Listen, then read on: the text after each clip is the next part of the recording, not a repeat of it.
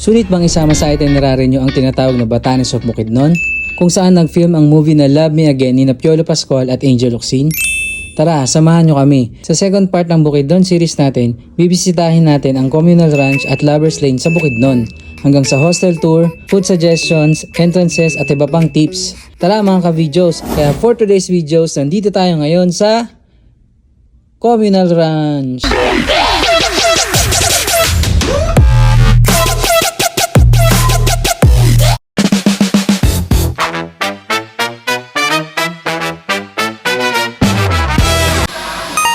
Okay, hindi na tayo sa labas. Waiting na tayo sa service natin. Nandito yung aso nung may-ari. Ang cute. Ito, si Max. Max! Max! Baka mukha ni Odette. Bella! Bella! Okay, antay na lang tayo dito. Ano muna tayo? Communal. Tapos Caribbean. Okay? Half day tour muna to, tapos babalik uli daw dito magla-lunch. Baka doon uli mag-barbecue, mag-lunch. Tapos, meron pa tayong susunod. Sana hindi umulan.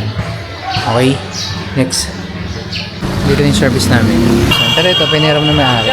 Kasi 250 daw yung rent na ito doon. Ay, ganun. Sakay na kami.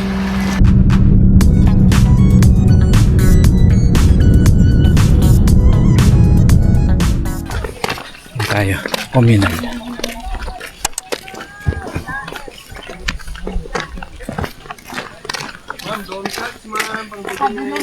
Ang binayaran namin dito 120 per head. Kasi ito yung sombrero. Binigay ito pinahiram ito ng may-ari ng apartel. Kasi mahal daw yung rent dito, diba? Oh, Spartan! Ay! Ay! Loon na nimo. Di naman lood ay, kasabot na. Saka Caribbean, usa man god. May picture din pala ng ano dito, horseback yun. Yan. Picture ng horseback. Horseback riding. Picture ng horseback. May picture ng kabayo. Ganda. Ngayon ay 6:30. 6:30 ng umaga. Yung view mo. View mo dito sa Bukidnon.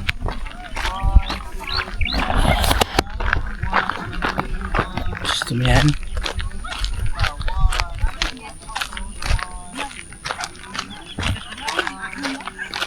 Originally, ginawa itong grazing area for cattle farming ng local community. Kaya communal ang tawag, shared siya by local farmers. Until eventually, dahil sa sobrang ganda ng landscape, naging tourist attraction na rin. Dine-develop talaga lahat ng ano kuya, yung kalsada. Oo. So hanggang dyan lang yun yung sasabing development to. Sayang mga baka, dapat sana yung dito rin. Oo nga. May baka dyan kuya? Ayun. Yun. Daming baka to, almost 10,000 mga baka to. Kasi community po to dito sir. Ay, ganun. Sa government po to, kaya yung mga baka na yan, iba-iba yung may-ari. Ganun. Oo. Tulad ko nga kataga dito. Maglagay ako ng 2 baka. Magbayad lang ako yearly po. Sa bawat baka is 1,000 po. May taga-alaga na. Ayos. Nung nakaraan, 700 lang yan. Yung pagkain kuya, lahat sila na? Oo. Sila na nag-alaga ng mabanda sa mga baka kasi ang lawak nito 642 hectares po to. Ang laki pala ko. Oo. Sa ano po ng LGU kasi. Yung kabayo kuya sa kanila din, mga government din yan. Sa ano yan, andun ang government. Ngayon, iwan ko kung ano, kasi binabawalan yan sila baka usap yan o dito lang yan sila. Binabawalan sila sa pagkat ngayon, binabawalan po sila dahil po sa ano, may sakit yung mga kabayo. Mga kuya, ano? Ang galing na. Kaya medyo nawala yung horseback po. Ito. Ito palang communal ranch. Ito yung tinatawag nilang Batanes of Bukidnon. Dahil siguro sa maraming burol, yung mukhang alon kung titignan. Pero ang peace, may mga baka pang malayang gumagala. Kaya parang nasa New Zealand ka bigla. May falls dun, oh. Liit din, oh.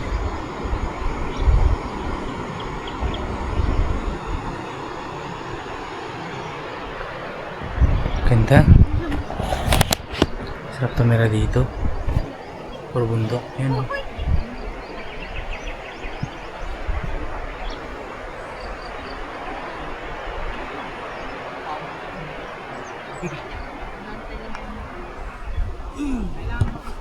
Bali ano, nagtatampis na.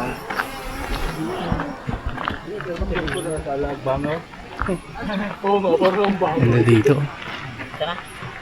Sino may ano sa inyo, sir?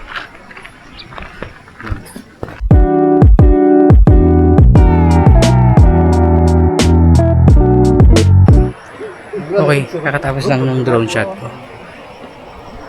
Ayan, gusto ko enjoy nyo muna yung view. Tahimik dito. Malayo talaga sa syudad. Tahimik. Ito pa lang sa sa communal ranch. Underrated masyado dito. Pero ang ganda kasi ito nga yung tinatawag na Batanes of Bukidnon. Ganda, di ba? Ganda dito. Pagkakit po talaga dito sa sa communal ranch. Mapapansin mo agad tahimik yung lugar. Sobrang tahimik. Tapos dito masarap maglakad-lakad, magmuni-muni.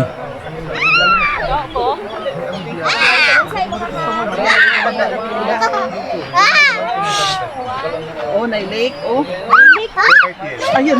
Ang personal realization ko dito, hindi lahat ng travel kailangan punong-puno ng activities. Minsan sapat na yung view para ma-reset yung utak mo. Mindset ba? Mindset. Tapos yung Sarap dito. yung apat din. Sarap, tahimik. Hintay lang. 7:21. Kasi siya yung nakabay sa habal-habal at yung papunta ka rito. Gagawin mo lang talaga dito, enjoyin yung katahimikan.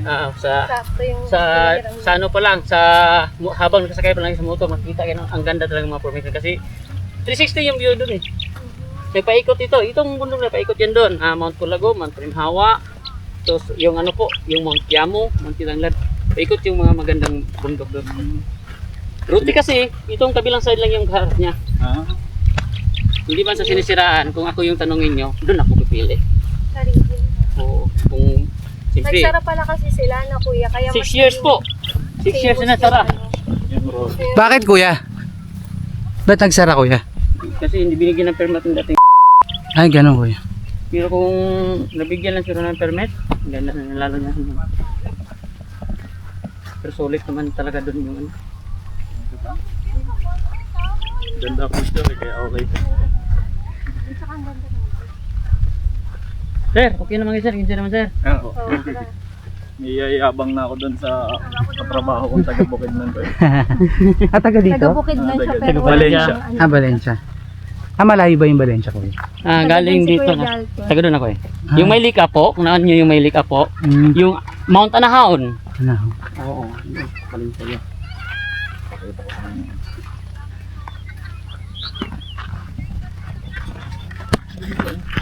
Ayan.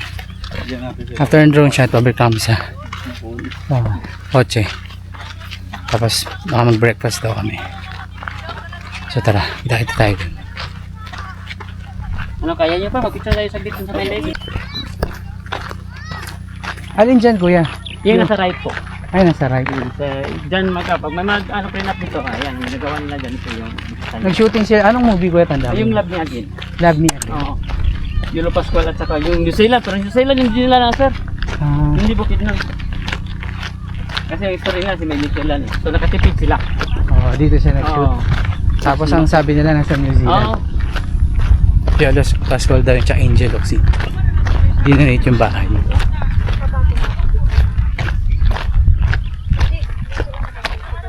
Kung tayo saglit na, makuha natin yung lake, makuha natin itong bundok. Sige.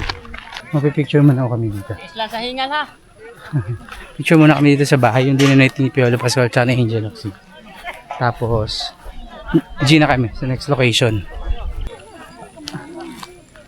Bala kayo ng ano dito. Towelet. 8:27. Ganito na siya kainit. Tita mo, yung sunblock ko tumutulo.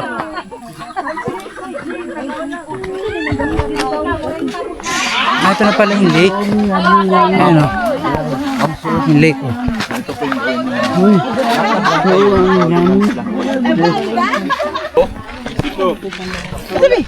Picture pala dito sa lake yan. Yung lake. Lake Mapanuepe. Kaka-edit ko lang kasi ng Lake Mapanuepe. Kaya tanda ako Mapanuepe.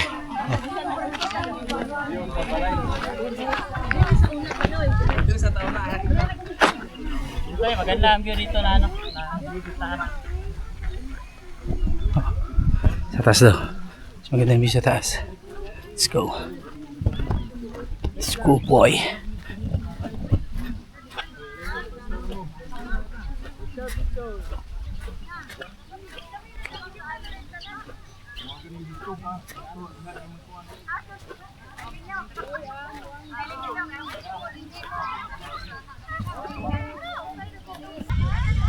First stop namin to eh. Mas maganda daw kasi dito na lang mo. Pero mas maganda talaga. Sa ano muna daw? Caribbean. Kaso andito yung drone shot namin. Yung nag-ooperate namin. Kaya tinuna namin. So mamaya, tignan natin kung okay pa dun sa Caribbean yung init. Kaya pa ba natin? Ganda kasi ng view din eh, oh. Enjoy nyo yan, oh. Ganda.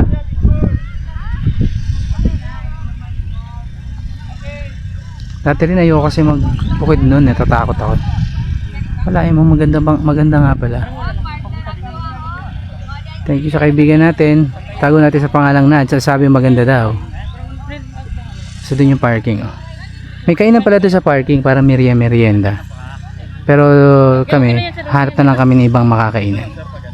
doon po, yun sa may bato, yun yung ito yung sa kita. Ganda nga dito, Nad. Pati pupunta ako. Alam mo, mahal lang dito. Yung mga rides kahapon sa Dahilayan, budol yung mga rides, ang mamahal. Pero yung entrance, actually budol na rin yung entrance eh. May entrance yung adventure park, may adventure yung forest, magkaiba. Pero same owner lang daw yun. Anyway, may experience, kaya okay na.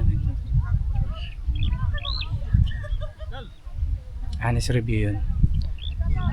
Kaya kung babalikan yung Dahilayan, palagay ko hindi. Ang ano kasi nyo dalhin, yung parang ikaw din nagdala sa inyo, masaya kasi kayo, ma-appreciate kayo sa mga Tsaka walang ganyan sa Maynila, kaya mas maganda yung ganyan, tahimik. Oo, Lalo pag nagkakaedad ng katulad ko. Mabalik na tayo. Mabalik na tayo talaga, seryoso na. Tapos na yung picture natin. Balik na tayo sa kotse, hantong tayo na ang kakainin. Okay, see you doon. See you. Saan tayo susunod? Sa Caribbean or kakain muna? Okay, next.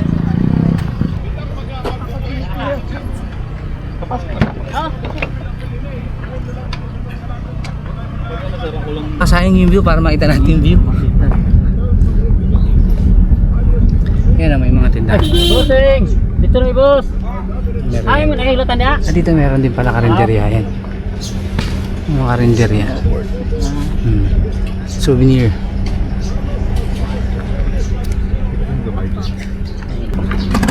Yan o, Bukidnon, Bulaluan. May kayo. May bulaluan dito kung gusto magbulalo. Habang pinagpapawisan kayo, magbulalo kayo.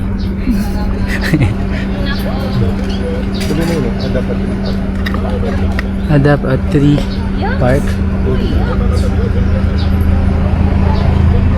Yan. Kita niya, Adapt at 3 Park. Park? Park?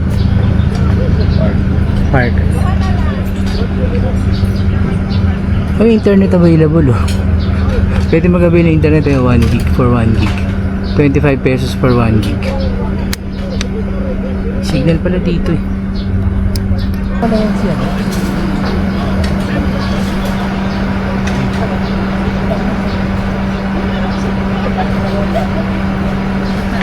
Dito kami kumain. Malapit lang sa plaza.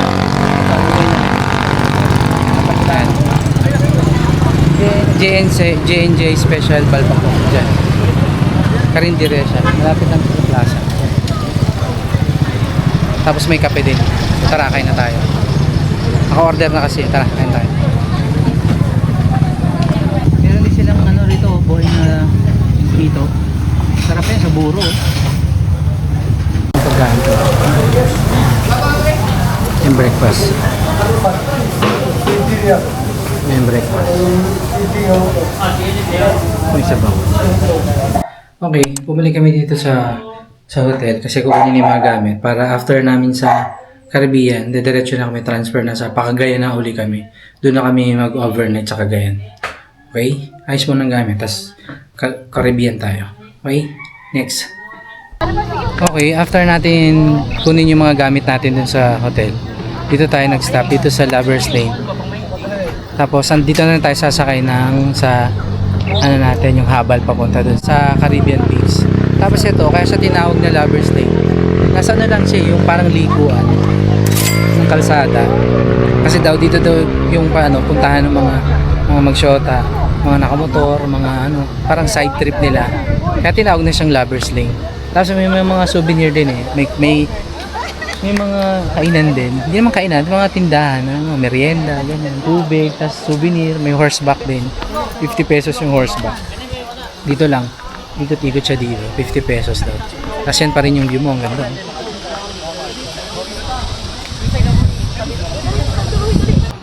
Tapos maganda rin dito. Pag sa umaga siguro, pag yung umaga, meron daw dito, Sea of Clouds.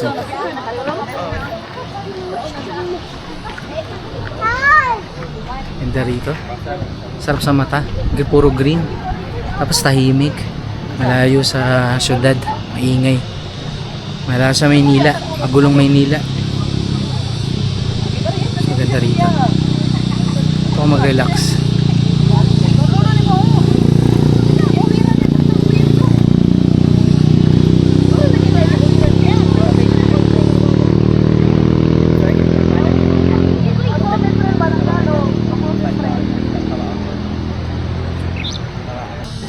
Horseback riding, 50 pesos, diba sabi ko. Sa ating iikutan. Sakto lang, pwede na sa 50 pesos. Sa picnic group sa Tagaytay, 50 pesos, picture lang. Ito, sasakay na. Kasi ikot lang siya ng isang ikot dito. Pwede na. Ayan o, yung iikutan. Diba sabi ko, Lovers Lane to. Ayan, may example na tayo agad. Lovers. Sana all. Inaantay natin yung habal natin, driver. Ay mag-horseback tayo, 50 pesos. Isang ikot, tara. Habang nag-aantay.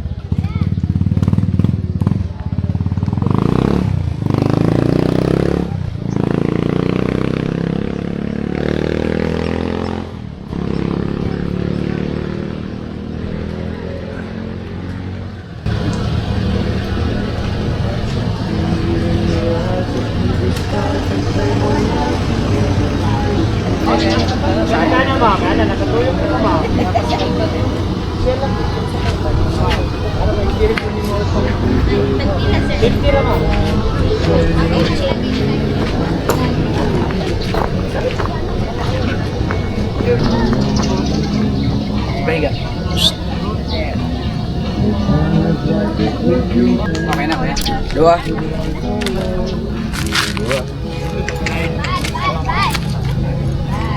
Sarap. 50 pesos to. Isang ikot siya, horseback. Sarap. Sarap po.